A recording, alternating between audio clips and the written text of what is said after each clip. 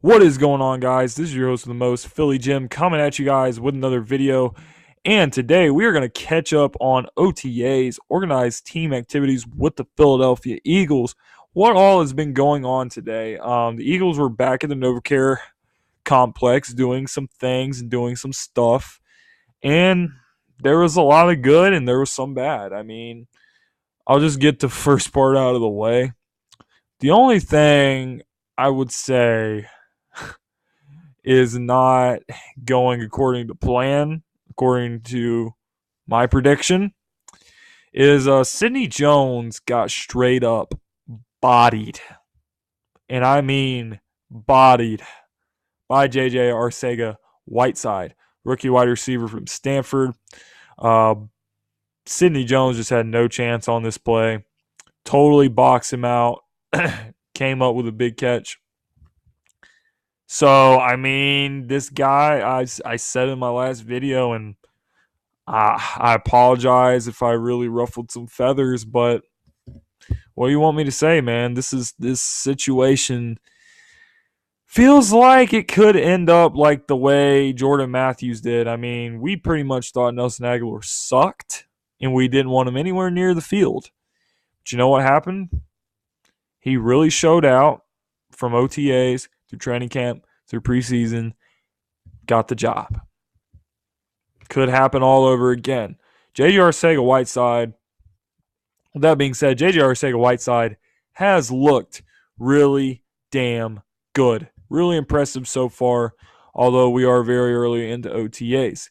Sidney Jones, hopefully he will bounce back. Speaking of Sidney Jones, Jim Schwartz had some things to say at his press conferences about Derek Barnett and Sidney Jones.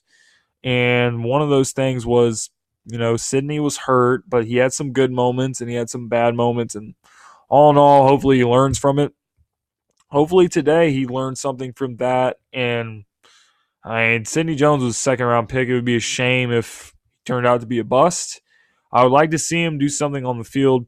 They played him in the slot today over Cravon LeBlanc, but I really don't see Sidney as a nickel corner. He has long arms, and the way he plays is just he should be playing the outside. That's where he ought to be playing.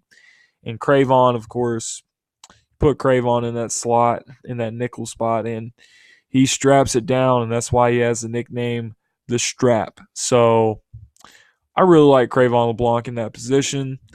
I think we ought to keep him there, and we probably will, but, this is what OTAs are for. You just try different things out and see what happens. So Sidney getting reps in the slot. We'll see what happens with that.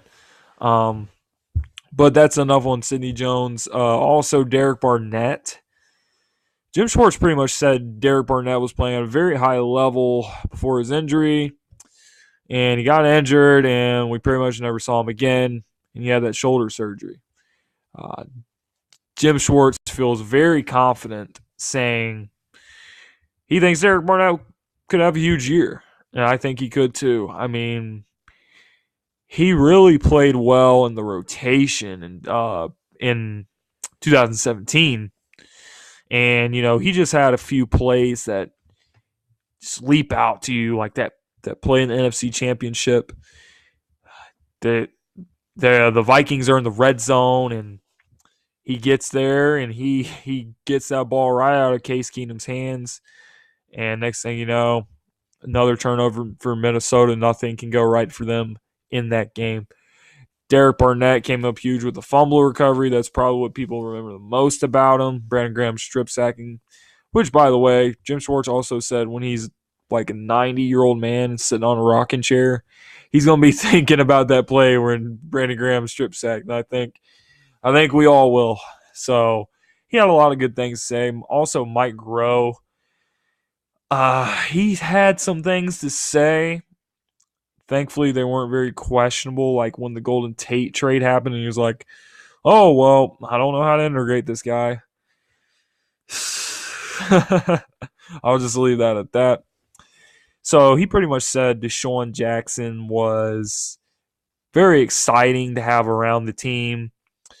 He also said he views Dallas Goedert and Zach Ertz both as two starting tight ends, which they are. Dallas Goedert could very, very, very easily be a number one tight end on multiple teams in the league. We're looking forward to the combination of Dallas Goedert and Zach Ertz wreaking havoc on defenses. Last but not least, probably what we all want to talk about is Desean Jackson. And what Desean Jackson is bringing to this team, man. He had a big day at OTAs today. Had a few touchdowns.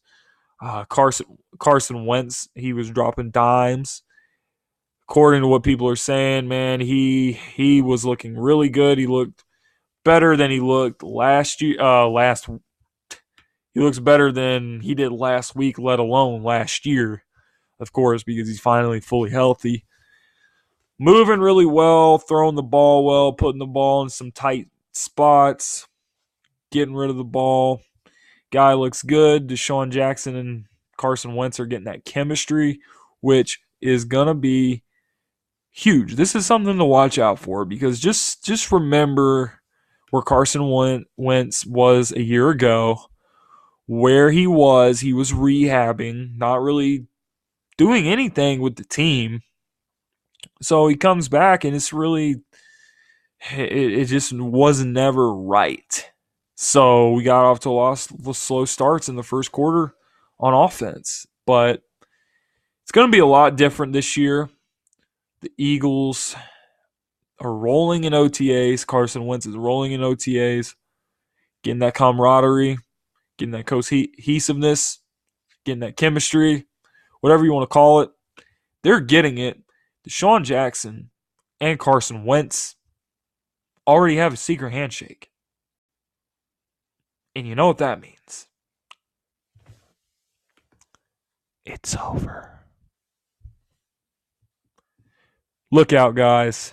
It's going to be a huge year in Philly. This is your host with the most, Philly Jim. I'm getting out of here, guys. But before I go, just remember, keep that same energy.